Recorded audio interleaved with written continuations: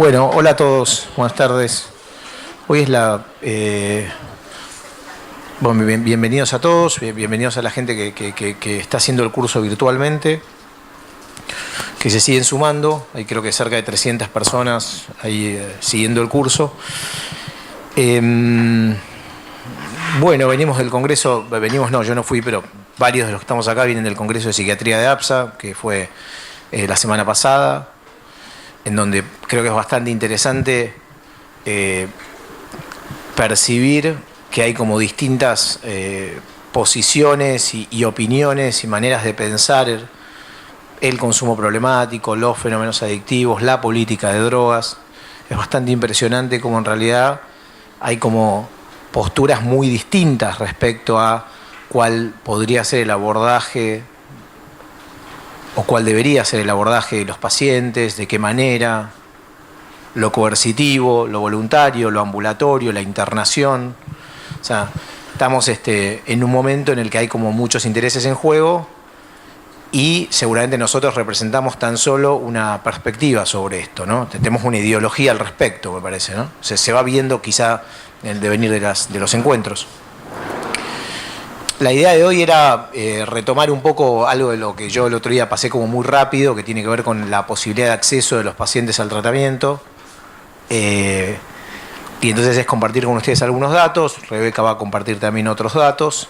Y después, sobre el final, voy a intentar comentar como algunas palabras de un sociólogo argentino que vive en Estados Unidos, que tiene un planteo sobre la espera, sobre las salas de espera, un tipo que se dedicó a estudiar las salas de espera. Es extraordinario. Su tesis doctoral es sobre las salas de espera. Bueno, esto lo vimos el otro día, ¿no? ¿Cuál es la población, esta oficina que produce las Naciones Unidas, que produce un informe anual o bianual sobre problemáticas de consumos de drogas, ¿no? Habla de 250 millones de personas. Habla de cuánta gente consume drogas, aproximadamente un 5% de la población mundial. Habla de la cantidad, bueno, esto ya lo vimos. Me interesa esto. Acá empieza como el primer dato que hizo por ahí ruido, que llamó la atención la primera vez, que es del total de personas que tienen problemáticas de consumo por drogas, cuántas personas tienen acceso al sistema de salud, ¿no? El sistema de salud entendido por... no por el paciente que viene regularmente una vez por semana a vernos, el paciente que llega a algún resorte, a una salita, a la guardia de un hospital, clínica médica, lo que fuera, sistema de salud. Y que nosotros decíamos que, de acuerdo al informe de la JIFE, que es la encuesta que viene a continuación, incluso en Latinoamérica esa accesibilidad es todavía mucho menor, ni siquiera es 1 de cada 6, sino es 1 de cada 11. Lo cual, siempre digo, es impresionante, porque en realidad si 1 de cada 11 pacientes tiene algún nivel de acceso, bueno, siempre me sale la misma pregunta, ¿dónde están los demás? ¿No? En Alcohólicos Anónimos hay una frase que es muy dura, es muy fuerte, va a sonar agresiva, pero dicen, nosotros tenemos como destino la muerte, el hospital o la cárcel. No es un paso, es una cosa que se dicen entre ellos muchas veces en los grupos. No jodamos más, dicen. Nosotros tenemos 3 destinos: el hospital, clínica médica, la cárcel o la muerte. ¿No? Es una cosa, bueno, suena fuerte, pero ¿dónde están 10 de cada 11? ¿No? ¿Se acuerdan que habíamos comentado esto, ¿no? Para resaltar, en América Latina la proporción ya no es 1 de cada 6, es 1 de cada 11, ¿no? Como dato, si ustedes quieren, local.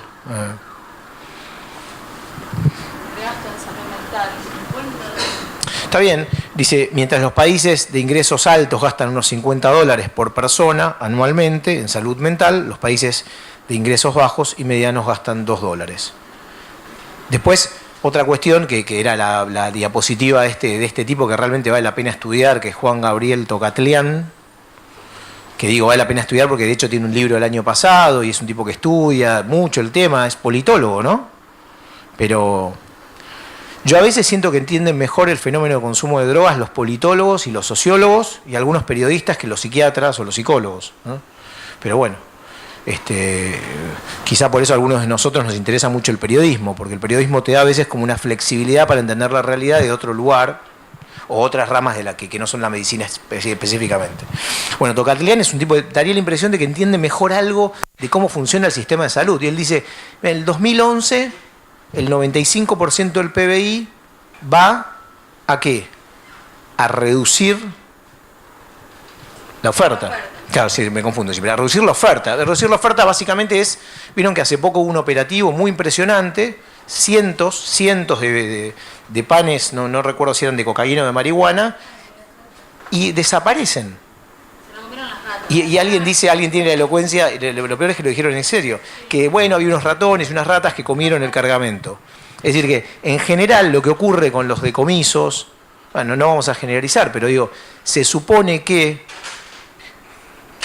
el negocio es tan bestial que corroe todas las capas de control y que todos los operativos, o un porcentaje importante de los operativos, están corrompidas todas las esferas de control. Entonces vos podés comprar aviones, radares, lanchas y escáneres pero el negocio es una ilusión, quiero decir. Pero bueno, es verdad que cuando vemos un titular en el diario que dice, bueno, secuestraron 2.000 kilogramos de cocaína, alguien dice, bueno, menos mal, menos cocaína en las calles, ¿no? Eso daría la impresión de que no funciona así en ningún lugar del mundo. Y el 5% estaba en términos de reducción de la demanda, que sería, actividades de prevención, cuestiones terapéuticas, regular la publicidad de bebidas alcohólicas, programas de tratamiento, acompañantes terapéuticos, en fin.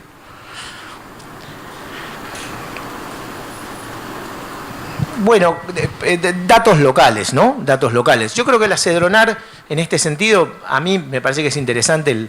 Ellos tienen un área, es la Cedronar y no el Cedronar, para que no los corrijan. Claro, es la Secretaría. La Cedronar tiene distintas áreas y hay un área en particular que se llama el Observatorio Argentino de Drogas, que se dedican con una cuestión epidemiológica. Y publican, investigan, informan. Los que no somos expertos en investigación no podemos hacer un análisis quizás metodológico, sí, pero digo, tienen estudios interesantes, vale la pena leerlos. Es muy fácil de tener acceso a ellos, simplemente tienen que buscar Observatorio Argentino de Drogas. Y hay una serie de estudios epidemiológicos de adolescentes, de la adultez, los estudios mensuales, etcétera. Algunos datos para compartir con ustedes. A ver, noviembre de 2016, abril de 2017, en ese lapso se hizo el 6º estudio nacional, ¿no? Población de 12 a 65, para ver patrones de uso, perfil sociodemográfico, magnitud de consumo, percepción del riesgo. Veamos la prevalencia en porcentaje de año de consumo de sustancias psicoactivas de 12 a 65 años en una foto de los últimos 12 meses. Perdón, prevalencia de año de consumo, y vean ustedes los porcentajes. Tabaco, 31.3%, alcohol, 68%, marihuana, 7.8%. ¿Qué, Rebe, querés decir algo de esto? No, en resumen, en este estudio lo que se encontró es que el consumo de todas las sustancias legales y ilegales había aumentado desde el último estudio, que fue en el 2010. O sea que la magnitud del consumo creció, lo cual no significa que esos consumos son problemáticos, necesitan acceso a la salud, pero sí que hubo un aumento, eso nada más. Sí, van a ver que dice se duplicó, se triplicó, y a veces es cierto, se duplicó y se triplicó, pasó de porcentajes, bueno, pequeños a otros porcentajes, pero es verdad que aumentó. Y es verdad que, por ejemplo, el cannabis es la tercera droga. Bueno, adentrándonos en algunas cuestiones del sistema sanitario, bueno, primero vale la pena que yo diga esto, ¿no?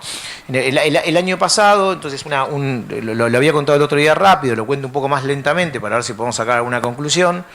Una persona fue a los hospitales agrupados en lo que sería la capital federal, no fue al Hospital Nacional, ¿tá? El Senareso o el ex Senareso, y participó, entonces, recorrió distintos hospitales con un formato muy simple de pedir ayuda, no para él, sino para un familiar, pedir ayuda y pedir asistencia terapéutica.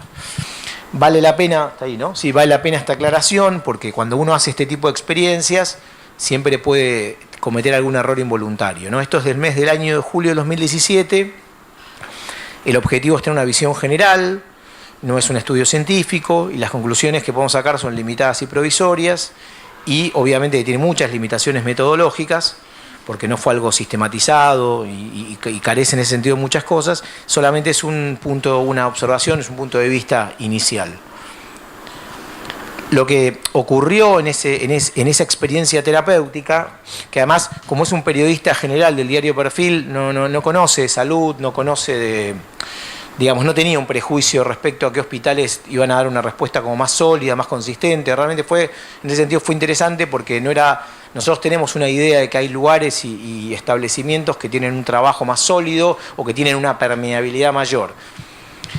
Sin hacerla muy larga, lo cierto es que encontramos que había como 3 grandes poblaciones. Lo conté la otra vez. Una población que era como muy permeable a los pacientes, una población que era permeable de manera parcial, es decir, que había recursos terapéuticos destinados, pero que por cuestiones edilicias, por cuestiones presupuestarias, por cuestiones de equipos tratantes o porque carencia de turnos, esta va a ser una carencia de turnos o no disponibilidad de dar turnos, va a ser como una constante.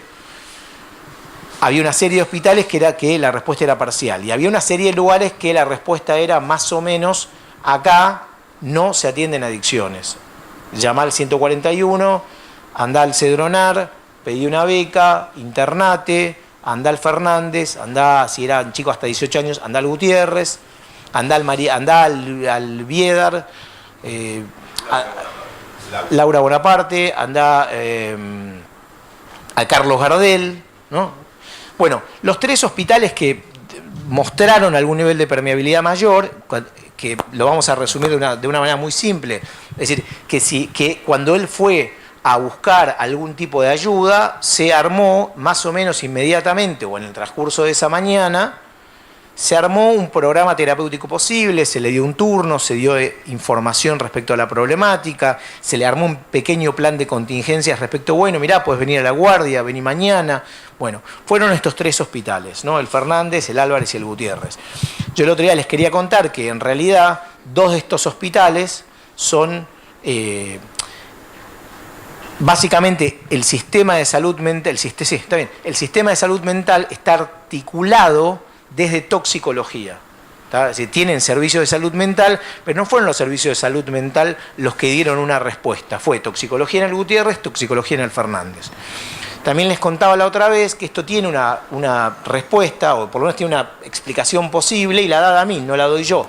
Básicamente, él dice, en los últimos 20, 25 años, 30 años, el único lugar que recibíamos pacientes sin sacárnoslo de encima eran los servicios de toxicología. Si ustedes quieren del Posadas, del Gutiérrez, del Fernández. Con lo cual, acá hay un elemento interesante que es cuál ha sido el rol de los equipos de salud mental en relación a las respuestas terapéuticas de los pacientes con problemas de consumo de sustancias. Y nosotros tenemos la impresión de que nosotros hemos tenido una respuesta muy pobre. Si alguno de ustedes hizo guardia en clínicas, si alguno de ustedes trabajó ya en hospitales o hizo la residencia o la concurrencia, todos tenemos anécdotas de sistemas de exclusión implícita o explícita para personas que tienen consumo de sustancias. Más o menos de la siguiente manera, no internamos, digan que no hay cama. Esto era algo absolutamente habitual hasta hace algunos años y sigue pasando. Es más, muchas veces tenemos que esconder el motivo real clínico para generar un motivo de consulta que tape el motivo real para que el paciente sea admitido. En muchos, bueno, estos 3 hospitales. Luego una larga lista, el Hospital Piñero, Pirovano, Tobar García, Santoyani, el centro Ameguino, el Hospital Ameguino, el Centro de Salud Dr. Rosales, que tenían alguna respuesta, pero por ahí la respuesta era, sí, acá hay un equipo, trabaja. ¿Cuándo vienen? Bueno, venite el jueves a la 1:30 de la tarde. Digo, una semana después. El problema es que nosotros proponer respuestas terapéuticas para la población que consume sustancias con un delay de esa naturaleza implica como desconocer la estructura de funcionamiento básica de estos pacientes. Estos pacientes no van a venir dentro de una semana. Nosotros tenemos un sistema y un formato de atención de pacientes que es como de otro siglo, como de otra época. Nosotros pensamos que los pacientes van a venir a las 7:30 de la mañana, van a pedir un turno, van a esperar en una sala de espera, van a, bueno, si nosotros estamos muy atareados, nos van a esperar varias horas, y en tal caso van a volver al día siguiente, y entonces los pacientes que consumen problemáticamente sustancias no funcionan así. No toleran, no esperan, no, digo, sería como pedirles que bueno, su manera, su padecimiento lo tramiten de otra manera. Bueno, no, la verdad es que no.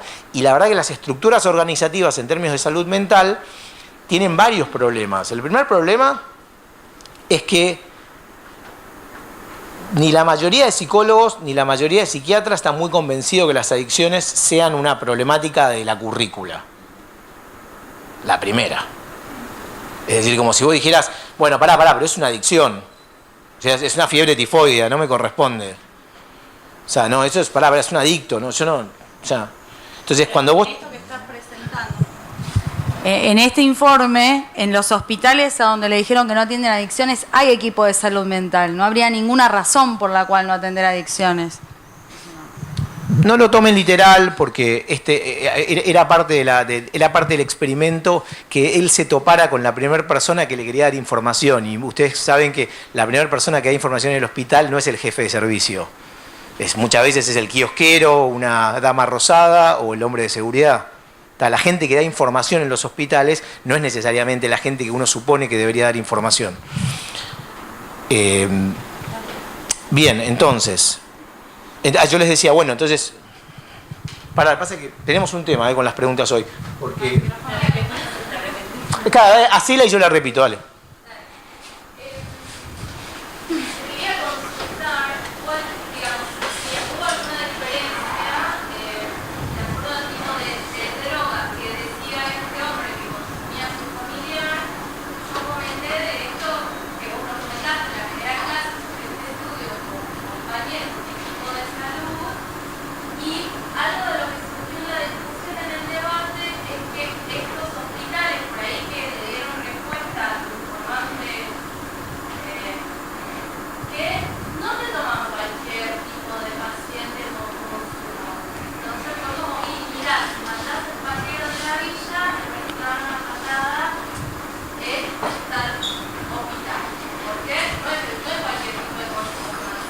Ok, está bien. Bueno, lo que pregunta ella es que si depende del tipo del perfil de sustancia, si había mayor o menor accesibilidad, ¿no? Una cosa así.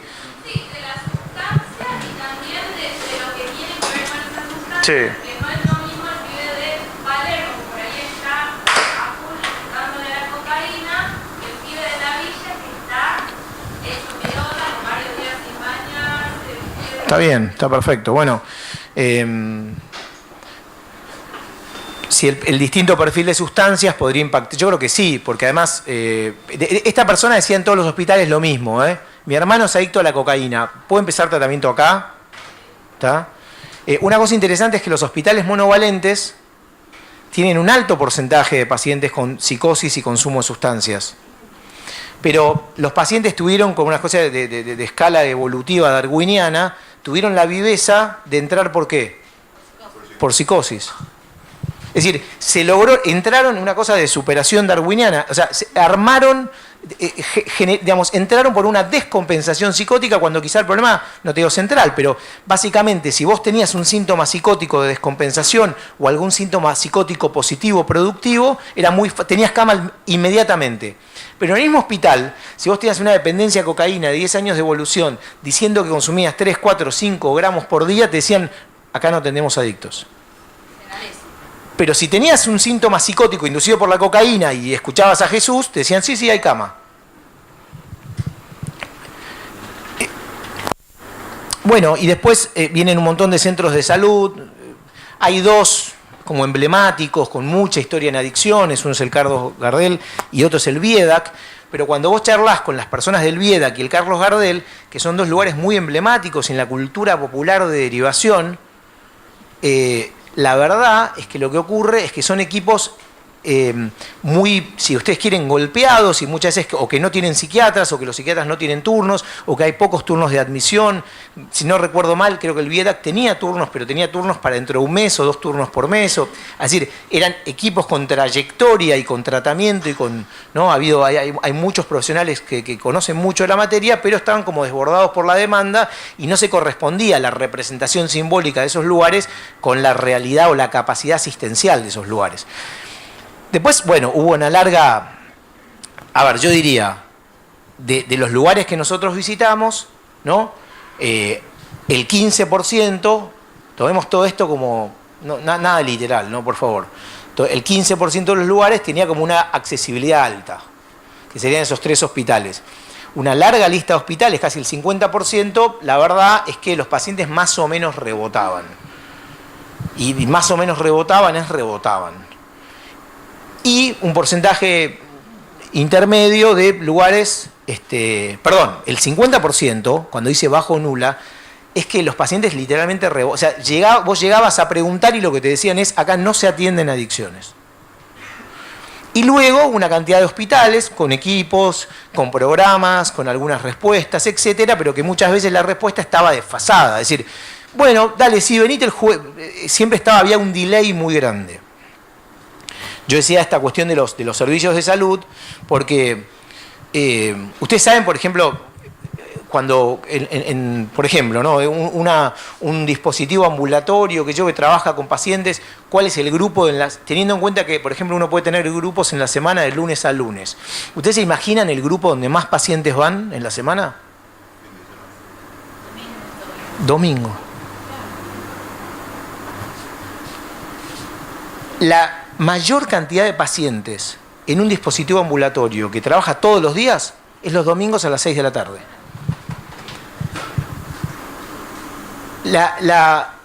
Creo que es importante, como más allá de los datos que compartamos, que nosotros tenemos que modificar la manera de pensar en relación a las ofertas terapéuticas que podemos armar, rearmar, reflotar, ¿no? Estamos teniendo elementos, los 12 pasos. Bueno, por ahí algo de los 12 pasos les llamó la atención, por ahí les interesa la práctica grupal, por ahí les interesa la práctica individual, la entrevista motivacional, bueno, en fin.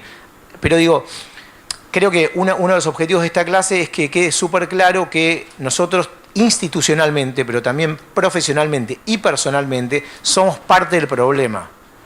O sea, somos parte del problema. Todo el tiempo estamos disminuyendo la accesibilidad de estos pacientes. El otro día yo hablaba con un destacadísimo psiquiatra, tipo que respetamos y queremos mucho, y él decía, mirá, y entonces hablaba sobre todo un proyecto de desmanicomialización súper interesante en relación a la psicosis, ¿no? Y era genial porque era, bueno, casas de medio camino, tutores, acompañamiento terapéutico, hospital de día, era una cosa súper bien explicada. Y entonces yo le digo, qué bueno, porque eso la verdad que no sé, todo eso prácticamente sería genial aplicarlo en adicciones o en consumos problemáticos. Y él me dice, no, esos pacientes son muy quilomberos, ahí no, es para psicosis. No, me pareció genial. Yo creo que el estigma está instalado, el estigma es social, el estigma y estos pacientes son la presentación sintomática de estos pacientes, ambivalente, querellante, rápida, son las personas están básicamente fuera del sistema, perseguidas por el Código Penal, estigmatizadas, en fin, lo que nosotros recibimos a veces en la consulta es un paciente o es una persona que a veces nosotros jugamos con la imagen como del sobreviviente, a veces como nos sorprendemos que alguien llegue. No, pensando en lo que estabas diciendo de los horarios y los días, ese cuadro sería pensando solo en los hospitales que analizaste, porque si lo comparás con Alcohólicos Anónimos, la accesibilidad es baja en el que más alta tiene, ¿no? Digo, porque el Hospital Álvarez tiene turno mañana, por ejemplo, nada más. No, yo creo que para mí es la gran ventaja de los grupos de los 12 pasos es que tienen 2 o 3 horarios en el día, todos los días de la semana, básicamente.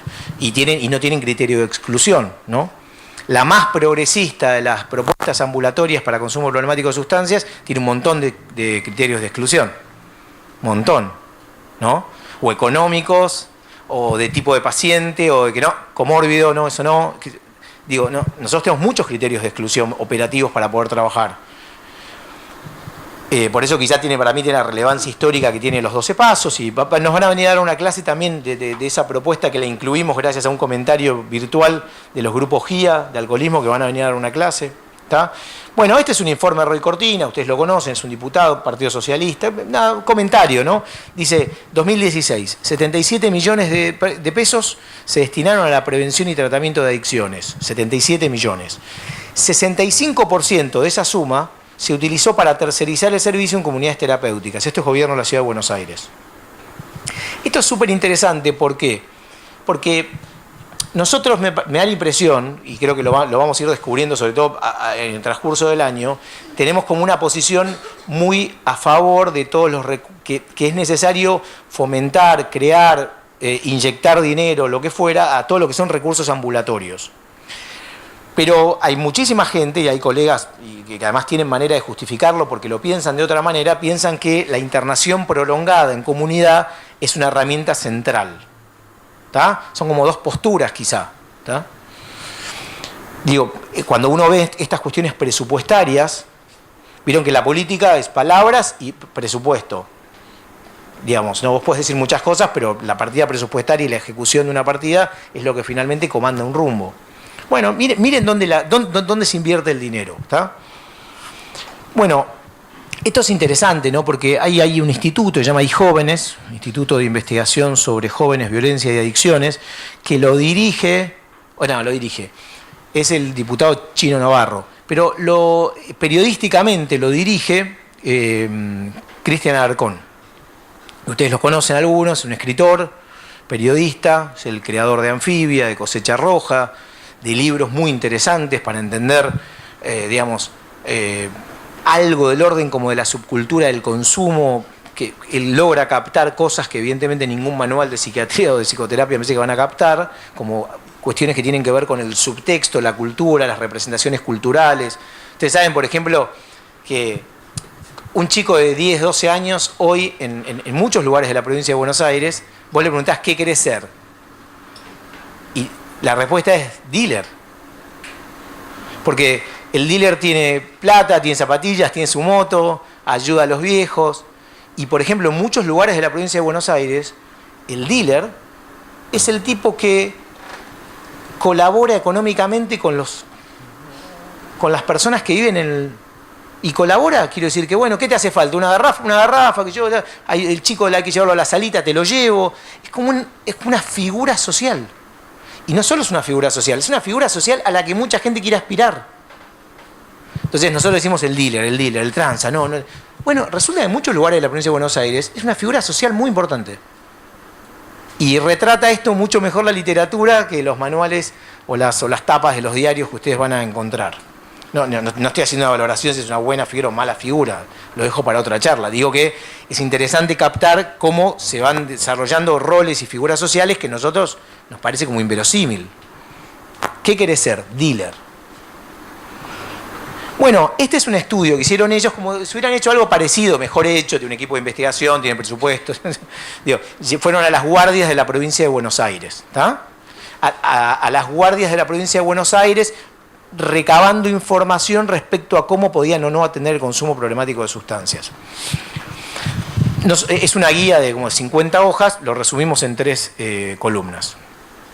Las guardias, vamos a ver, las guardias, la respuesta del hospital y los CPA, ¿no? Que de la época de Yaría son esos grupos que se armaron, Centro de Prevención de Adicciones, que tienen una respuesta grupal. Bueno, las guardias, cosas, ¿no? Como una especie como radiografía de la provincia de Buenos Aires.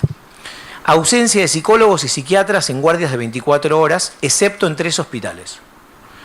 Paro y 100, Eva Perón y Posadas. Posadas es una referencia nacional de toxicología. Falta de insumos, guardias desbordadas.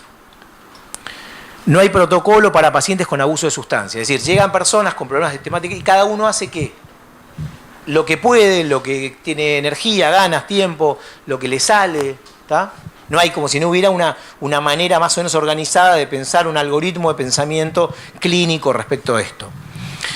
Esto es muy interesante y ustedes creo que muchos de ustedes lo deben ver, pero abierta y categóricamente. Una disociación completa entre la guardia y los equipos de planta. Es decir, como si la guardia fuera un hospital y la planta fuera otro hospital y no, muchas veces no tuvieran gran comunicación. La respuesta del hospital. Esto también es súper importante. Una respuesta inicial a la urgencia. Los hospitales responden muy bien a la urgencia. Clínica, toxicológica, traumatológica. Es decir, ahí funciona muy bien. Es decir, el tipo borracho que en la moto se pegó un palo, es recibido, es estabilizado, no se muere, lo operan, le ponen... Pero un minuto después entra en un limbo en donde ya... Bueno, no hay seguimiento, dice el estudio este. Es habitual que los profesionales señalen que ellos que no se atienden adicciones porque no hay equipos específicos. Esto lo van a escuchar, es como la frase, acá se atienden adicciones, no, porque acá no hay equipos que trabajen con adicciones. Esto es una frase que si ustedes quieren, yo no sé, digo, más allá del punto de vista de ustedes, pero desde la Ley de Salud Mental hasta acá, en el artículo 4, al incluir las adicciones dentro del espectro de los problemas de la salud mental, los profesionales que se dedican a la salud mental no pueden no atender adicciones. Después hay mucha gente que piensa que el artículo 4 es un gran problema y que las adicciones no deben formar parte, que requieren otro abordaje, ¿tá? Para poder escuchar como campanas distintas. Bueno, luego los CPA. Los CPA son estructuras terapéuticas grupales coordinadas por un profesional que están de la década del 90 más o menos, 90, 91, que las 89, que en el gobierno menemista, Sharia fue el que las impulsó, que para mí fueron interesantes, hay gente recontra valiosa trabajando en los CPA, pero ¿qué te dice la gente de los CPA? Que, bueno, están en una cuestión presupuestaria de achique absoluto, que la situación es cada vez más precaria, que atienden pacientes gravísimos, que no tienen recursos, y que el nivel de articulación entre los CPA y los hospitales es tan bajo y tan desopilante que en un mismo hospital hay un CPA y los médicos no derivan al CPA que hay en el hospital porque no lo conocen. ¿Qué es un CPA? ¿Se acuerdan que dijimos, no derivan a Alcohólicos Anónimos? No derivan al CPA, que es una estructura gubernamental que está en el hospital. En muchos hospitales hay CPA. Y que, bueno, esto nos pasa en el sistema de salud en general, muchos de los CPA funcionan por la garra, la disciplina y la pasión de los que coordinan el CPA, punto. Esto es Entonces, una pequeña radiografía, ¿no? Las guardias en su mayoría no están preparadas para alertar y actuar en caso de consumo problemático, desbordadas, faltan insumos, y en muchos hospitales no hay psicólogos y psiquiatras 24 horas, daría la impresión de que así como dijimos en Capital Federal, hay algo del Álvarez, del Fernández y el Gutiérrez que marcan una diferencia en términos de respuesta terapéutica, daría la impresión de que estos hospitales, el Posadas, el Eva Perón y el Parisien, marcarían algún nivel de diferencia respecto a la respuesta de ellos. Lejos estamos de decir que estos lugares que mencionamos funcionan perfectos, supongo que no. Recalcamos ahí en ese marco la frase que yo creo que no tenemos que decir más. Bueno, acá no se atienden adicciones porque no hay equipo específico, ¿no? Es una frase que yo creo que nosotros tenemos que armar equipos específicos, formarnos en esto, proponer estructuras terapéuticas, inventarlas, juntarnos con personas que sepan más o que tengan más recorrido, no sé si que sepan más. Es decir, que hay una gran posibilidad para que muchos profesionales de la salud mental armen propuestas terapéuticas. Le repito. Gracias. Cuando decís armar, ¿dónde? Pregunto. Mi experiencia fue al revés. Yo soy médica, hice psiquiatría muchos años, psicoterapia, etcétera, y llegué a las comunidades terapéuticas por haberme formado primero en codependencia, dependencias emocionales, con profesionales de la salud mental, Inés Olivero, Mónica Pucheo, etcétera, y con ellos me interesó esto de lo vincular. Mi abordaje, yo creo que es desde otro lugar, y tuve oportunidad en comunidad terapéutica de trabajar con familias. Este mito de que no se involucran, no vienen, no fue así. En una comunidad terapéutica aquí en Capital. Digo, el otro día en Cedronar lo planteé. Yo estoy haciendo en el Carlos Gardel una formación, me anoté con vos. Estoy viendo todos los dispositivos y también la comunidad terapéutica. Ojo, que si acá somos profesionales de la salud mental, nos estamos perdiendo ese nicho. ¿Y quién lo ocupa? Los operadores socioterapéuticos, adictos recuperados, con los que además me formé. Hice una diplomatura de Cedronar, soy operadora también. 200 personas, yo médica la única, y 2 o 3 sociólogos y psicólogo, alguno que otro. Counselors, pero para tirar para arriba. Ojo, que nosotros estamos cediendo ese lugar. Y el lugar donde, porque en Cedronar planteé lo de hacer familia, Guadalupe Gallo, estuve haciendo formación en ámbito laboral, otro gran tema, el consumo, y ahora estoy haciendo uno de consumo intrafamiliar online, y yo le pregunté si no se podía hacer un dispositivo, le dije, aquí está el lugar. Me dijo, sí, lo vas a empezar, y no vas a poder seguir. Nada, lo dejo para que reflexionemos. No, que justamente ahora en un ratito voy a hablar un poco sobre las comunidades terapéuticas y vamos a repasar de qué se trata, si tiene evidencia o no y cuándo están indicados. Así que ahora lo vemos. No, bueno, ahora le toca a Rebeca, pero básicamente la idea de la invitación a armar cosas es que nosotros transitamos muchas veces profesionalmente por distintos ámbitos. Y a veces daría la impresión de que estamos esperando que alguien arme algo o que venga una autorización de una especie de figura que... Y la verdad es que a lo largo de la historia de la salud mental y de los dispositivos de atención, grandes iniciativas fueron generadas simplemente con una buena idea que alguien se juntó con 2 o 3 más y la desarrolló. Entonces la idea sería no ser nosotros parte de la respuesta, yo diría como de destrato y apática y muchas veces indiferente del sistema de salud. Armar. ¿Decís dónde? Mirá, no sé, depende. Si estás en un hospital, en el hospital, sos concurrente, sos residente, sos un médico, haces una pasantía. Digo, lugares sobran, ámbitos para atender, ámbitos para armar propuestas de este tipo. Digamos, en ese sentido es verdad, hay muchos actores posibles y nosotros podemos ser... Acá es como una cuestión medio como de la literatura, ¿no es cierto? Hay un gran mar y cada escritor es un hilo que desemboca en el mar. Hay hilos más gruesos y hilos más débiles o más chiquitos. O sea, creo que nosotros en ese sentido podemos formar parte o de la respuesta o podemos formar parte del problema. Nosotros, profesionales de la salud mental, ok. Nosotros somos personas que vamos a recibir personas con consumo problemático. Y si recibimos personas, las podemos rechazar y decir que no atendemos o podemos armar cosas. Creo que ha llegado un momento en donde nosotros tenemos que formar parte del armado de cosas, básicamente. ¿Puedo decir una cosa? Muy breve. Me parece que para poder armar cosas, además de que los jefes nos habiliten, que no pongan cartelitos de que acá no, qué sé yo, supongo que uno tiene que revisar los propios temores, prejuicios, ¿no?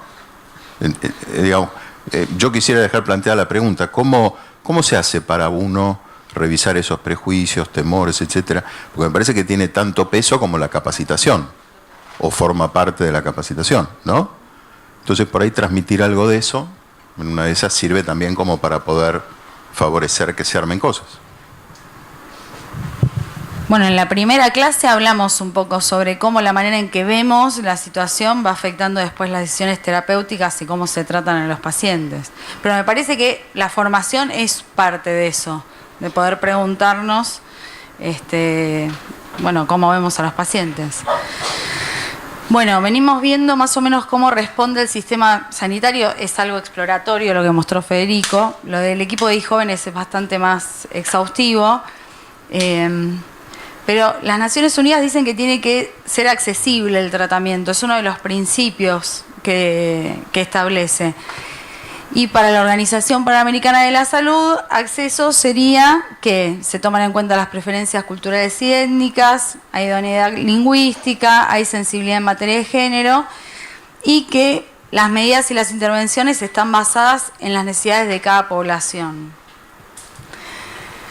Este estudio también del observatorio explora quién buscó tratamiento, a dónde y cuál fue la respuesta del sistema de salud en el año 2017. Bueno, de 14 millones de personas que registraron algún tipo de consumo, eso fue en el otro estudio que presentó Federico de la magnitud del consumo, el 0,8% buscaron ayuda para tratar de disminuir el consumo de sustancias. Esto, acuérdense, incluye tabaco y alcohol también. Los principales lugares a donde se buscó ayuda fueron iglesias, grupos religiosos, alcohólicos anónimos y comunidades terapéuticas. O sea, no en los hospitales. Y si se fijan, aparte, la búsqueda de tratamiento en las mujeres es casi inexistente, excepto en los lugares que mayor anonimato brindan, que es la línea telefónica y los grupos GIA, que por eso también va a estar muy bueno que vengan a hablar, porque tienen igual acceso para hombres y mujeres, o al menos en la búsqueda de tratamiento. Ahora, de esas personas que buscaron tratamiento en el último año, más o menos la mitad no pudo acceder a tratamiento. O sea, la proporción de personas que buscó tratamiento fue muy baja, no lo hicieron en hospitales ni en centros de salud, y la respuesta encima fue a la mitad de las personas se les dio tratamiento, algún tipo de tratamiento. Esto es el programa que tiene Cedronar para atención a los pacientes que tienen consumo problemático. Hay una línea telefónica a donde orientan y derivan, un centro de evaluación y derivación. Tiene dispositivos territoriales que funcionan bastante bien, pero son alrededor de 70 en todo el país y parecería ser que no son suficientes. Hay centros de tratamiento con base comunitaria que también funcionan bastante bien. Hay programas de reinserción laboral y está el programa de subsidios.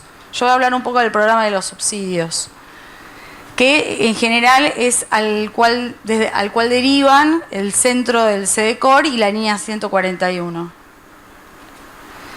El programa de subsidios ofrece diferentes modalidades de asistencia. Hay 4 variantes de tratamiento ambulatorio, que es consultorios externos, hospital de día de media jornada y jornada completa y hospital de noche, y después internación, que mayormente son comunidades terapéuticas. Sobre una auditoría interna que hizo Cedronar del primer trimestre del 2016, de todos los pacientes asistidos, el 77% fue derivado a una comunidad terapéutica y el 23% terminó en un tratamiento ambulatorio. Ahora, ¿qué dicen diferentes estudios sobre las comunidades terapéuticas? Porque realmente se destinan muchos recursos, se deriva a la gran mayoría de los pacientes y en general es un referente de tratamiento para los consumos. Este es un informe que está muy bueno, yo lo recomiendo. Son estándares internacionales para el tratamiento de los trastornos por uso de sustancia y lo que concluyen es que no hay evidencia para decir si el modelo de comunidad terapéutica es más o menos efectivo que otros abordajes, excepto en un contexto carcelario, o sea, donde las personas ya están encerradas. O sea, no está diciendo que no sirve, sino que no hay suficiente evidencia para ver si es más eficaz que otro abordaje. Otra revisión del 2012 llega más o menos a la misma conclusión. No hay evidencia empírica suficiente que sustente una eficacia superior de las comunidades, aunque en el contexto carcelario podría ser beneficioso frente al no tratamiento o a otros modelos. Claro que en el caso del contexto carcelario el tratamiento ambulatorio no es posible. Y también hay una revisión Cochrane sobre la eficacia de las comunidades terapéuticas, es un poco más vieja, es del 2006, y concluye más o menos lo mismo. Hay poca evidencia, no se conoce la relación costo-beneficio, el uso de comunidades terapéuticas no se basa en pruebas sólidas de eficacia, y podría ser mejor opción de tratamiento en la prisión y como dispositivo de tratamiento al momento de la liberación. Por otro lado, las comunidades son uno de los dispositivos de mayor costo. Entonces, una auditoría que salió el año pasado sobre el periodo 2013, publicaron cuánto valía en ese momento aproximadamente el módulo de internación en las comunidades era de 7.000 pesos en el 2012, mientras que los tratamientos ambulatorios estaban en, por ejemplo, hospital de día jornada completa, que es un tratamiento ambulatorio bastante extensivo, 2.700 pesos, un tercio aproximadamente del costo. Bueno, ¿qué dijo la auditoría? Respecto de los controles realizados a las instituciones prestadoras, se verificaron desvíos relacionados con la presentación de documentación que debe obrar en sus legajos institucionales y en el cumplimiento de obligaciones prestacionales. Esa foto es la tapa de un libro de un periodista que se llama Galfré, que hizo una investigación sobre la comunidad terapéutica San Camilo, que ahora está cerrada, en relación a la muerte de un chico, y también denunció varios casos de tortura. Ahora está cerrada, pero dejó en evidencia la falta de controles que hay sobre estos dispositivos, sobre algunos. Pero bueno, la auditoría controló las 11 comunidades terapéuticas que más facturaban en el programa de subsidios de Cedronar. Y lo que encontraron es que de las 11, ninguna está actualizado el listado de recursos humanos y currículum. A ver, algunas cosas son bastante graves, como por ejemplo, no hay convenio firmado entre el Cedronar y la comunidad terapéutica en 2 de las 11 que más subsidios recibieron. Había una que no tenía agua caliente. Pero bueno, encontraron muchos incumplimientos en las 11 con mayor facturación. Bueno, este es otro tema, pero está asociado porque creemos que la criminalización y la estigmatización contribuye a la falta de acceso. Entonces, ¿cuál es el impacto que tiene esto en la respuesta del sistema de salud? La ley de estupefacientes penaliza todas las acciones asociadas al consumo. El consumo en sí mismo no está penado, pero la tenencia y todo lo que gira en torno al consumo sí. Entonces, también eso hace que los usuarios no lleguen al hospital, porque, bueno, pueden ser denunciados. Hay un informe del Procunar que sale todos los años en relación a las detenciones por causas de drogas, entre otras cosas, y habla que entre el 50 y el 70% de las causas penales son por delitos de consumo y de tenencia simple, y solamente un 3% se relacionan con delitos relacionados con el tráfico de drogas. Con lo cual hablamos de que la mayoría de la población que queda afectada por esta ley son los usuarios, no los narcotraficantes. A pesar de los reiterados argumentos que dio la Corte Suprema, está el fallo Basterrica, después el fallo Arriola, todavía no hubo cambios en relación a la materia legislativa y se continúa la punición penal de estos delitos. La ley de estupefacientes penaliza tenencia para uso personal por un lado y da la opción de, si la persona opta, puede recibir lo que se llama una medida curativa, que es recibir un tratamiento en lugar de recibir la pena. Queda en suspenso la pena y también queda en suspenso si ese tratamiento puede llevarse adelante de una manera, deja de drogarse. Si fracasa en el tratamiento, recibe la pena. En el informe que vimos antes de la Junta de Fiscalización, la JIFE vendría a ser el órgano de control de todos los convenios que hay sobre estupefacientes. Ellos desalientan los tratamientos compulsorios. O sea, dice, no tienen eficacia, ponen en peligro la salud de las personas y aparte contravienen directamente los principios de derechos humanos. O sea, los tratamientos compulsorios realmente son desalentados por uno de los organismos de control de drogas. Bueno, haciendo un balance entre la ley de estupefacientes y el paradigma de la guerra contra las drogas, hay un fracaso de la política criminal, casi siempre el foco está en los eslabones más débiles, que a veces son usuarios, a veces pueden ser mulas o vendedores minoristas. El sistema judicial está colapsado y las redes de narcotráfico no se ven afectadas. Pero hoy en día los tratamientos compulsivos, digamos que no tienen mucho, no hay muchos tratamientos compulsivos. Bueno, hay lo que está preguntando, lo que está mencionando es que en este momento no hay muchos tratamientos compulsivos. Se podría pensar que las medidas curativas son de alguna manera un tratamiento compulsivo porque la opción es ir preso. O sea, o haces tratamiento o vas preso. Yo lo puse en relación a eso, pero de todas maneras hay muchas personas. Claro. Hay justamente muchas personas que hablan de sacar a las adicciones de la ley de salud mental para facilitar la judicialización y los tratamientos compulsivos de quienes tienen problemas de drogas.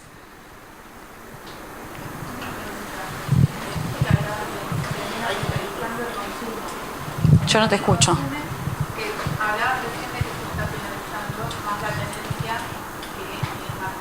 Sí. Sí. En los ejemplos que hasta ahora se legalizó, no hubo un aumento del consumo y mejoró la respuesta sanitaria. Quizás en alguna otra clase podemos hablar del caso, por ejemplo, de Portugal, que se descriminalizó todas las drogas y siguen teniendo las tasas más bajas.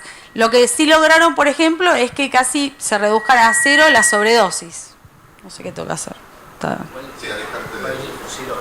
Sí, vamos a tener 3 clases de política de droga y vamos a ir viendo esto. Bueno, la Organización de Estados Americanos también más o menos orienta en el mismo sentido, que uno de los caminos para mejorar la accesibilidad es descriminalizar la tenencia del consumo y los delitos menores relacionados con las drogas.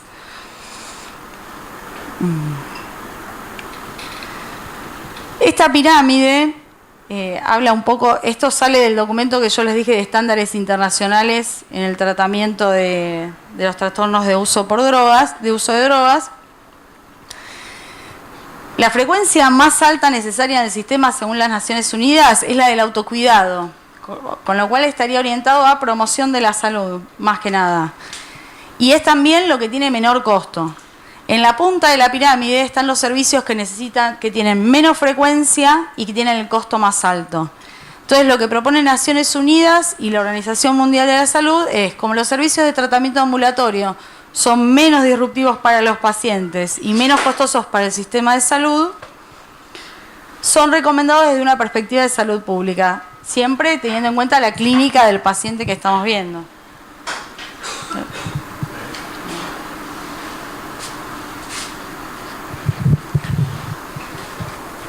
Bueno, es tan desoladora la situación en términos como de respuesta asistencial que la judicialización tiene como 2 caminos, ¿no? Por un lado, es la judicialización cuando, por ejemplo, alguien infringe la ley de estupefacientes por tenencia para uso personal o por narcomenudeo también, ¿está? Muchas personas, hay muchos, si ustedes quieren, adictos que utilizan el narcomenudeo como una manera de financiar su propio consumo. Habrá otros escalones y otros eslabones que será con otros fines. No llegan a hacer nada. Digamos, digo, porque si no nosotros tenemos la idea como el narcotráfico, como Pablo Escobar Gaviria, digamos, ¿no? Pero hay muchos eslabones de personas que están en una situación de muchísima exclusión social, que son personas adictas y que, si ustedes quieren, técnicamente trafican, pero son personas que técnicamente son personas muy perturbadas mentalmente y que en sus maniobras de sobrevivencia básica también pueden eventualmente comercializar. Bueno, a estas personas el Código Penal les cae sin contemplación. Y lo que les dice, creo que era es un artículo de la ley de estupefacientes, 16, 17, no me acuerdo, que dice, bueno, mire, usted tiene la opción de hacer un tratamiento, curarse además, o que la sentencia sea de cumplimiento pleno. O hace el tratamiento o hace la sentencia. Eso se refería, se llaman medidas curativas. Como la situación es de tal desolación en un punto, muchos que dicen, bueno, pero no está mal, porque ahí el Código Penal va en socorro de la salud y a estas personas que no tienen nada y que además se están complicando con la ley, las obliga, las encarcela o las obliga y bueno, frente a la nada eso no está mal, porque por lo menos hay algo. El razonamiento de que el Código Penal va a cubrir y va a prestar socorro a la desolación y a la falta de estructura de sistemas de salud nunca va a funcionar. El Código Penal sirve, y mucho seguramente, para muchas cosas, pero no para curar gente. Entonces, Es verdad, y yo cada vez trato de entender, que muchas personas defienden muchísimo, gente muy inteligente con muchos argumentos. Si el año que viene lo podemos hacer un poco más heterogéneo el curso, también los invitaremos. Necesitábamos un primer año medio de pensamiento homogéneo, me parece, ¿eh? Sí, me di cuenta después. Pero bueno, digo, hay gente muy inteligente que defiende otras posturas, que ojalá que las podamos invitar el año que viene se aceptan, y que el punto es que defienden medidas de intervención del Código Penal como estas, porque dicen, mirá, no hay nada. Y después uno habla con familiares, ¿no? Y los familiares, ¿qué hacen? Los familiares, en muchos casos, van al hospital, no hay nada, van a una clínica, le dan un turno para no sé dónde, dicen, no, pero si es adicto, no, tenés que ir a llamar al 140. Si va, bueno, en fin. Entonces, muchos familiares, ¿qué hacen? Acuden a la ley y denuncian a su familiar para que haya algo. Es muy interesante. Es la judicialización de alguien para que sea como sujeto de derecho. Es tremendo. Y vos decís, bueno, pero yo termino entendiendo al familiar, porque si fuiste a 200 lugares y te echaron de 200 lugares, el chico se está muriendo o muriendo, lo que fuera, yo termino entendiendo que lo hagan, pero lo que digo es que no naturalicemos esto como la solución. Pero también me parece que cuando desde que salió la nueva ley de salud mental, me parece que eso también ha cambiado, ¿no? Sí, Salieron conclusivos los tratamientos. yo creo que sí. Mirá, Judicial rechazan, dicen que no judicialicen los problemas de salud y que es un tema de los profesionales de salud. O sea que sí. cada vez me parece que la justicia se desentiende también de... Bueno, ahí lo que está diciendo Ana es que hubo una... bueno, esperá, está buenísima la discusión, pero no la podemos, bueno, que sea que la escuchen acá, no, está buenísimo. Pero bueno, lo que dice Ana es que médica de guardia muchos años, no, de muchos años médica de guardia. Me arrepentí inmediatamente. Que tiene mucha experiencia, eso quise decir. Que ella nota que de la sanción de la Ley de Salud Mental del 2010 hay como una cuestión de la justicia estar menos entrometida. Hay algo de cierto, muchos han interpretado esto como lo poco que había, que era la justicia, encima ahora está corrida, no hay nada, es peor. Bueno, ahora ustedes saben que con la Ley de Salud Mental incluso uno puede gestionar no la internación, sino la evaluación en contra de voluntad.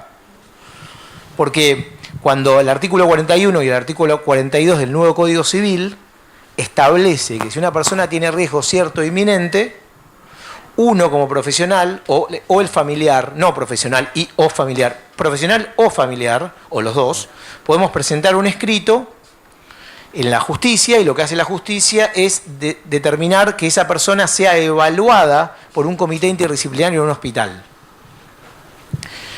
Esto es verdad, es un cambio de paradigma, porque antes esa internación dependía de un juez, ya no de un comité interdisciplinario.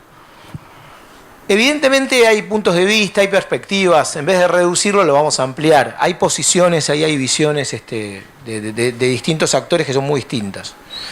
Pero sí me parece que, creo que nosotros no somos expertos en Código Penal, no somos abogados, va a venir un abogado penalista muy interesante, que es Mariano Fusero, no se la pierdan.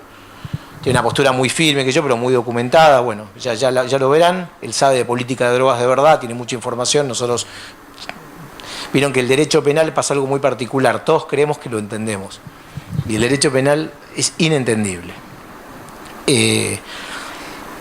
Nosotros lo que creemos firmemente es que hay que trabajar enérgicamente en generar todas aquellas estructuras terapéuticas intermedias, ambulatorias, voluntarias, en el ámbito donde vive el paciente, y que esas estructuras por décadas no fueron generadas y creadas de tal manera que no queremos tener una discusión sobre si el juez tiene que, no, o si la medida curativa, en fin, si el Código Penal, tenemos una postura que el Código Penal acá no tiene nada que hacer, pero lo que sí creemos es que todo lo que no está y debería estar, digo, la Ley de Salud Mental establece la creación de una serie de medidas terapéuticas, de recursos terapéuticos intermedios, que no se creó ninguno. Pero realmente ninguno se creó. Y muchos de los que había se desarticularon como los CPA. Y muchos de los que había se desarticularon. Entonces, la verdad es que, por un lado, la gente sigue discutiendo a favor de la ley, en contra de la ley. La verdad es que, incluso lo que decía la ley, no se crearon esos recursos intermedios. Entonces, que ahí creo que tenemos que poner, o vale la pena poner el foco en la creación. Después hay una discusión grande, será conceptual, será práctica. Si hay pacientes que por las características clínicas, por la red, por la gravedad, por la evolución del consumo, lo que fuera, tienen o no que, digamos, transitar experiencias residenciales a largo plazo, o comunidad terapéutica o lo que fuera. ¿Tá?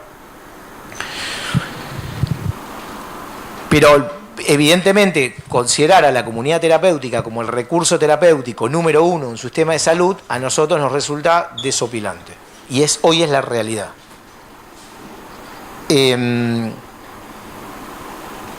Bueno, no, queríamos compartir con ustedes algo de la dimensión, ya nos salimos de los datos de la ONU, de los datos duros, de las cuestiones penales, presentarles a este investigador argentino que trabaja en la Universidad de Texas, que publicó 3 libros como increíbles. Uno se llama La política de los pobres, otro se llama La violencia de los márgenes, que estudia el fenómeno de la violencia en la provincia de Buenos Aires, y otro que se llama Pacientes del Estado. Tipo tan piola que vive en Texas, me dijo nosotros. Debe ser muy buena la universidad. Bueno, compartir con ustedes algunas ideas de los libros de él, ¿no? Él se dedicó a... Muchas veces nosotros hablamos de la violencia institucional, y aparece la violencia institucional en los diarios, más o menos hay un reporte cada 3 meses, 4, ¿no? Una excitación psicomotriz o un delincuente o lo que fuera en una guardia amedrenta, golpea, roba a médicos o enfermeros, y generalmente es noticia de los diarios, y esto creo que nos pasó a muchos. Yo no quiero relativizar esos sucesos policiales, pero hay investigadores que piensan que los centros de salud son fuente de violencia permanente y cotidiana con la gente que va a recibir ayuda. Y este tipo se dedicó a estudiar eso, ¿no? Y él habla de... Esta parte final de la charla es un poco más volada, me sale decir, ¿no? Pero él habla de una tempografía de la dominación, ¿no? Él se dedicó a estudiar durante 2 años muy interesante, las colas y las salas de espera. Ustedes saben que este tipo de investigaciones tienen que ver en el campo de la etnografía, en fin. Él estudia la espera como una herramienta de dominación política. O sea, él dice que la espera no es azarosa, que las instituciones hacen esperar a la gente mucho y con reglas institucionales, y que la espera forma parte, bueno, él piensa de una estrategia, ¿no? Dice, los pobres obedecen porque no tienen alternativa, dice él, y que hay una relación entre el Estado y el sujeto que es muy hostil, que es muy autoritaria. Se llama cronoterapia. Cronoterapia. Buenísimo. Buenísimo. Cronoterapia. Buenísimo. Entonces, observaciones de él. Me voy a referir a un libro que vale la pena leer, pero yo lo comento. Él habla de un universo simbólico de subordinación política, ¿no? Donde él estudió una población muy marginal, muy pobre, hospitales públicos, esas famosas turnos, esos turnos. Incluso lo escribe en el libro, sacar un turno para sacar turno, ¿no? 3 de la mañana, 4 de la mañana, y además él estudia, ustedes saben que se arma una especie como de sociedad alrededor de la cola y de la sala de espera. Hay un tipo que te vende la fotocopia 4x4, el documento, hay como una... Él estudia todo eso. Bueno, él dice, se aprende a ser paciente del Estado, uno tiene que esperar pacientemente para demostrar que se merece la atención, y uno debe evitar causar problemas. Él está hablando generalmente de salas de espera y de colas de organismos estatales, en general hospitales. Él dice, cuando nos hacen esperar durante demasiado tiempo, somos sujetos de una afirmación que dice que nuestro tiempo vale menos que el tiempo de quien impone la espera y que tenemos menos mérito que esa persona. Eso es una frase de Schwartz. Bueno, procesos de espera de 9, 10, 12 horas, él lo testimonia de distintas maneras. ¿Cómo es la espera de la gente que viene a los hospitales? Es decir, cuando nosotros llegamos, ¿no es cierto? Nosotros llegamos a las 8 de la mañana. La gente que está esperando 9, 8, 10, 12 horas, ¿cómo espera? Bueno, él dice es básicamente incómoda, ¿no? En la calle, temperaturas altas, bajas, en escaleras. Él lo llama la indignidad de la espera. Después habla de la industria que vive de la espera de los pobres, en fin, ¿no? Él dice, además de las herramientas explícitas de dominio y punición que el Estado dispone, esta sería como de nuestro bando, ¿no? Cuenta también con tentáculos invisibles a través de los cuales logra la sumisión de los más pobres. Él llama a toda esta estrategia de la espera. Él dice que no, en ese sentido no tiene un pensamiento maquiavélico en términos de que hay una cosa de dominación Foucaultiana, que a propósito hay alguien que quiere que todos esperen, que son como cosas que se van dando, fenómenos institucionales, pero digo, a la baja accesibilidad, la gente que llega, además es sometida a lo que él estudió como un trato y un maltrato, bueno, que por lo menos desnaturalizarlo, ¿no? Él dice, él le atribuye 3 características a esta espera. ¿Qué sentían cuando entrevistaba a las personas en las colas de 12 horas? Decía, ¿qué cosas sentían? ¿Qué les pasaba? Y decía que había como características del proceso de la espera, ¿no? Por un lado, que es como hay como una incertidumbre absoluta. Es decir, la espera puede durar 4 horas, 6, 8. Se abrieron 4 ventanitas, 1 hora. Todos los días cambia. Un día la cola es muy rápida, otro día la cola no avanza. No se sabe por qué. Arbitrariedad, puede haber demoras, puede haber apuros. Y confusión. Enloquecer. Y confusión. Confusión en términos de que no es fácil captar procesos por los cuales de manera objetiva la persona sepa por dónde ir. Este investigador argentino que vive en Estados Unidos, trabaja en la Universidad de Estados Unidos, contempla esta espera, le da en fin, se dedicó a estudiar, imagínense, publicó un libro sobre la espera, así que imagínense, él piensa que la espera es una sanción.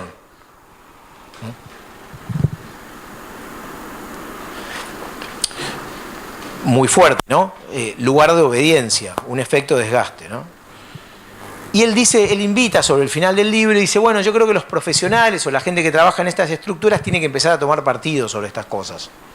Como si no esta cuestión de intentar como no naturalizar muchas cosas, ¿no?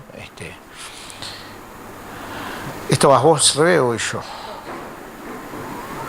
No, bueno, estos son simplemente, termino con lo de Aullero, me pareció muy interesante encontrar un investigador que haya contemplado la posibilidad que lo que ocurre con los pacientes en el hospital, en la sala de espera, etcétera, de manera previa, si lo atendemos o no lo atendemos, o si llega y lo internamos o lo que fuera, que alguien se haya dedicado a estudiar eso, ¿no?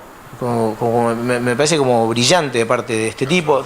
Es un tipo muy reconocido en el mundo de la sociología, y vale la pena si lo pueden conocer porque es como otra manera de pensar como la realidad.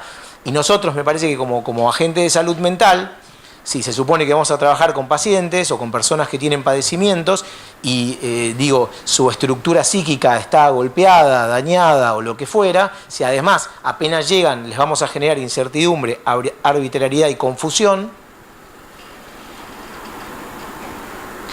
no,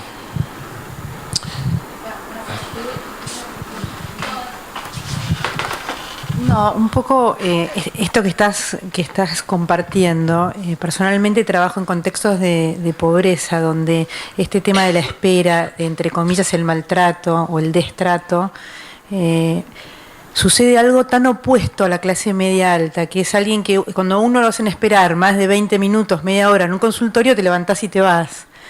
Y las personas que menos herramientas, menos recursos, menos posibilidad de llegar a un espacio de salud mental, esperan y son resistentes al obstáculo de este momento de maltrato, y esto es como un gran aprendizaje para los que estamos en un medio distinto, digamos, ¿no? Quieren ser atendidos, quieren ser escuchados. Y esto es algo como algo para aprender, me parece, ¿no? Para los que estamos en otra realidad, digamos. Así que no sé cuál es la conclusión del libro de este señor, sería interesante el final, pero mi experiencia es esta, ¿no? Que el más necesitado más es consciente de su necesidad y sabe esperar, como algo que le toca y que ya le va a llegar su turno y alguien lo va a escuchar. Esto es muy valioso en sí mismo, ¿no? Esta reflexión era, ¿no?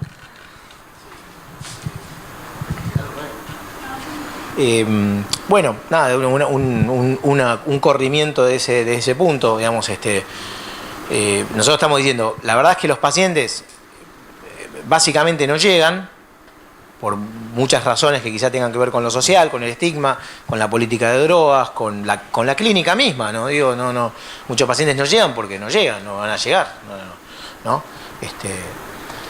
Pero los pacientes que llegan, muchas veces la verdad que la respuesta que nosotros tenemos institucional es muy impresionante, ¿no? Digamos, es realmente muy impresionante. Es muy, digamos, es de mucho desamparo, digo, estas tres características que pone Aullero: incertidumbre, arbitrariedad, es muy a tal punto, y ahí vamos ahí, a tal punto que me parece que a veces estructuras más simples, como la de los 12 pasos, qué sé yo, que le dan una, no sé, como una recibida y una entrada muy fácil, sí, pasada, entrar, sentate, toma un café, bienvenido, y dar un abrazo.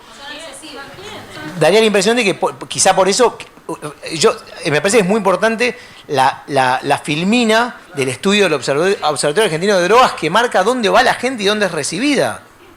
Porque un poco avala algo de lo que estamos conversando, que si fuiste a 4 hospitales y no te pudieron dar bola, porque qué sé yo, y fuiste a una clínica, no sé qué, y lo que fuera, por ahí terminás yendo a una iglesia y por ahí te dan bola. Digo, por ahí yo me quedo ahí.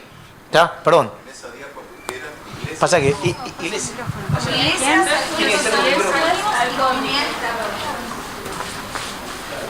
No, yo lo que quería marcar ahí también es el maltrato institucional hacia los mismos profesionales. Digamos, esto no es algo que padecen los pacientes, ¿sí? Y por otro lado, este fenómeno de la espera se está trasladando cada vez más a todo lo que tiene que ver con los servicios de prepagas y demás. Digamos, si bien lo del Estado no fue sistemático, sino que tiene que ver con una falta de recursos e imposibilidades muchas veces, las privadas se ve que lo están tomando como un mecanismo ya más Foucaultiano y digamos, de darte un turno para dentro de un mes, más allá de lo que vos pagues, digamos, para ver un especialista. Digo, es algo que se está empezando a generalizar, ¿sí? Y esto es un padecimiento que tenemos los mismos profesionales al interior del equipo: contratos de 3 meses, contratos de 6 meses, que no sabe si continúa. Entonces, todo eso va generando malestar al interior de los equipos. Entonces, digo, está buena la mirada que tiene, pero me parece que es como solo está viendo una parte del problema, y me parece que es muchísimo más complejo. Eso.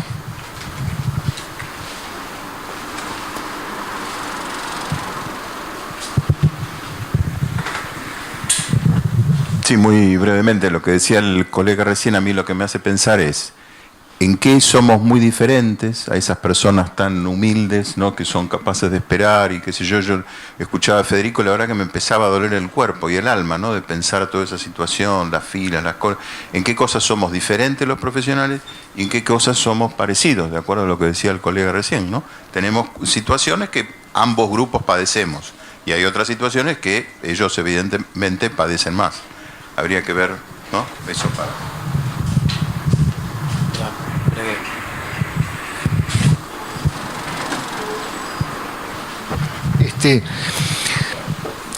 Mira, hay una larga historia de abandono de las instituciones de salud, y él está hablando de las guardias en general, y la guardia es un lugar de intersección entre la locura y la muerte. En la espera seguro que muchos se mueren. Nos ha pasado a nosotros al derivar a algún paciente descompensado de la unidad 20 al hospital de referencia que era el Piñeiro, y producto de la espera ese paciente falleció. Y yo creo que sí, él, Aullero es discípulo de Luhuacán y Huacán es discípulo de Bourdieu.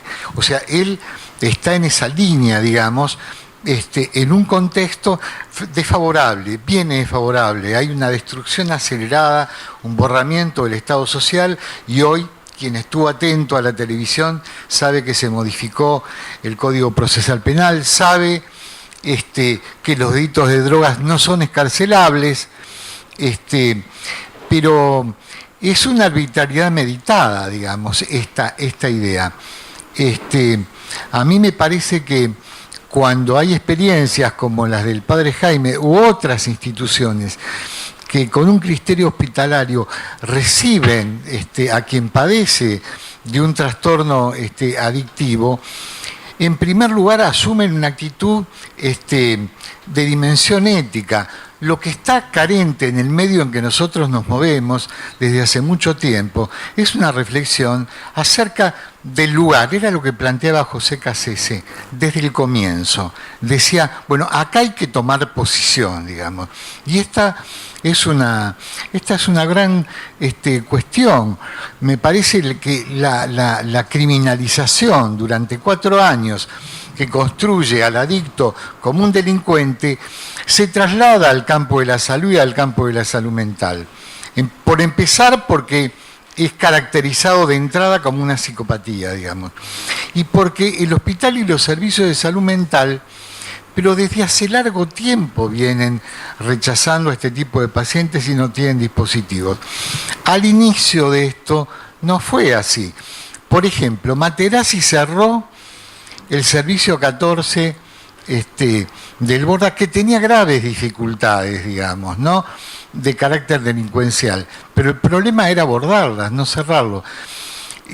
Cuando Barenbrink lo sustituye a... Sí, termino. Cuando Barenbrink lo sustituye a Goldenberg en aquella época, la adicción más frecuente y más grave por sus consecuencias era el alcoholismo. Y había un programa de atención comunitaria instalada en el territorio, muy bien pensada, muy bien planificada.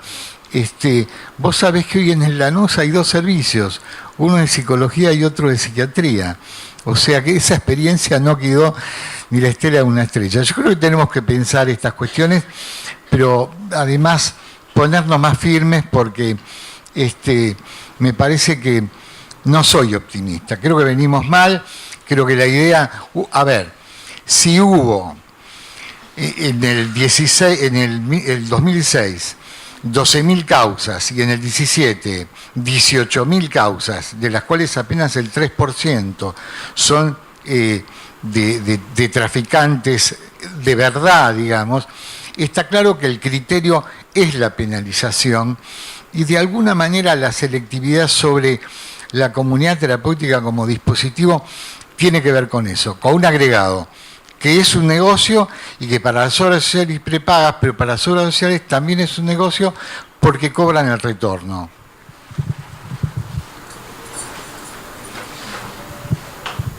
Gracias. Yo soy psicóloga y trabajo, mi nombre es Analía, y trabajo en atención primaria de la salud, en el ámbito de lo público, y no estoy de acuerdo con esto de poder pensar al que espera como naturalizado, ¿no? Que es paciente porque espera y porque reconoce su necesidad y entonces está bien que así lo haga. Digo, me parece, tomo 2 ideas que planteó Rafael, que me parece que esa espera, lejos de la pasividad, nos impone la actividad de ponernos a pensar a nosotros qué hacer con eso, porque nosotros también padecemos de los recursos y de las ideas y de los dispositivos que no se construyeron desde la ley para acá, en el ámbito de lo público, que es donde uno no puede elegir al paciente, digamos, que le toca. Se abre la puerta, uno se encuentra con eso y se encuentra las más de las veces con gente que espera algo no solo de la institución, de la cola que le tocó hacer, del tiempo, de la calidad de esa espera, sino de la respuesta individual que va a tener de esa persona que le da la primera respuesta, como decía Federico al principio, que a veces es el de seguridad, que le dice, no, de salud mental hable a las 8, o hoy no hay nadie, o no tenemos psiquiatra. Digo, me parece que naturalizar la espera como esto de lo pasivo y de las clases más vulneradas nos hace también cómplices de la inactividad. Por lo menos en el ámbito de lo público hablo, ¿no? Que es mi experiencia y me parece que es como lo más motivador dentro de esta red perforada de la que formamos parte, de la que no podemos seguir esperando, como decía Federico, que alguien haga algún dispositivo que aparezca y que nos diga esto forma parte de la red, sino hacerlos partícipes también a la comunidad de formar algo, no solo que reduzca la espera de la ansiedad de resolver ese padecimiento que nos trae, sino a nosotros como profesionales de contar con la comunidad. Porque si no, estamos en aquellos que trabajamos en dispositivos de zonas muy vulnerables. Está bien, contás con la ambulancia del hospital, pero sabés que no va a llegar, menos por un paciente de salud mental. Y contamos con que tenemos que mentir sobre el criterio de la internación por guardia, porque si no le pones una descompensación psicótica, por un estado de consumo no va a entrar tampoco. Digo, me parece eso, cuestiono el término de esperar.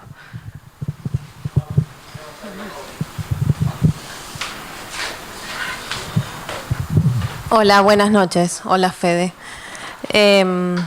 Bueno, mi nombre es Paula, soy médica psiquiatra y médica legista. Trabajo en Ministerio Público Fiscal, en una fiscalía de San Martín, que pertenece a la zona de San Martín, ¿no? Estoy hablando primer cordón del conurbano. Y mientras te escuchaba, Federico, pensaba algunas cuestiones que me resuenan a mí por mi práctica cotidiana. Yo lo que hago es realizar pericias, casi siempre de imputados. En los casi 8 años, 9 que estoy, muy pocas fueron por drogas. Es decir, el consumo de sustancias o esta cosa del adicto criminal está sumamente naturalizado en el discurso penal, para tener en cuenta. Por otro lado, judicializar a alguien o que el sistema penal le brinde una solución no existe, obstruye. ¿Por qué? Porque esa persona totalmente vulnerable o esa familia que está generalmente destrozada, fragmentada, ese sujeto ingresa a un sistema totalmente perverso donde desde ya que está naturalizado el consumo de sustancias, que son los servicios penitenciarios, la comisaría. Ahí es un poco donde entra mi pregunta, Fede, porque ¿qué se hace con esas personas adictas que ingresan al servicio penitenciario o a cárcel o a comisaría? Vi 2 casos donde me lo trajeron porque no sabían qué hacer. Uno era por consumo de crack, que ya le habían pegado tanto. Es sumamente impactante ver estos pacientes y no sabían qué hacer. Yo creo que hay una gran falta de información, sumamente estigmatizado, ¿sí? Entonces ahí es donde está mi pregunta.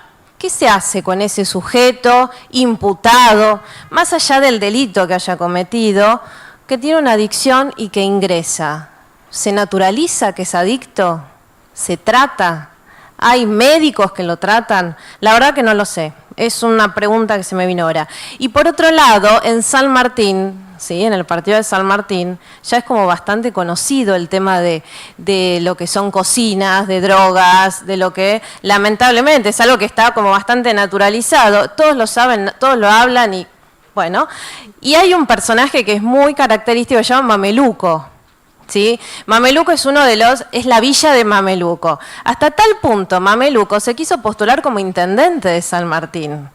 Y él, justamente, los vecinos y la gente de la villa, era como un Robin Hood, ¿no? Y era Mameluco el que los defendía, el que los ayudaba y demás. Obviamente también el que vendía la droga. Así que bueno, esto, como un recorte desde estar en el otro lado, no en el ámbito de salud, sino en el ámbito de lo penal. Recurrir a lo penal y a la pena pensando que va a ayudar a alguien, tratemos de borrarlo de la cabeza porque no es así.